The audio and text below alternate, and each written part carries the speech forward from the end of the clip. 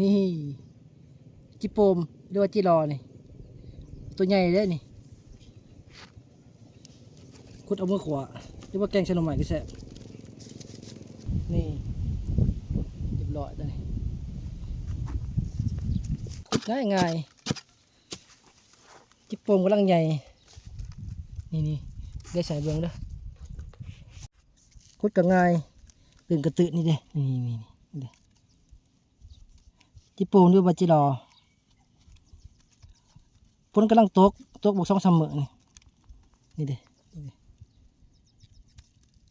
นี่เด้ซ้ำนี่พอได้กินซ้ำนี่เอาไปแกงใส่หน่อไม้เอาไปขัวแล้วแต่คนชิมักนี่ซ้ำนี่ดินก็อ่อนๆค่อยกับบุเลิกไปได้ค่อยอาจจะตื่นนึงคืบนึงอันกระหอดได้นี่แซ่บคักนี่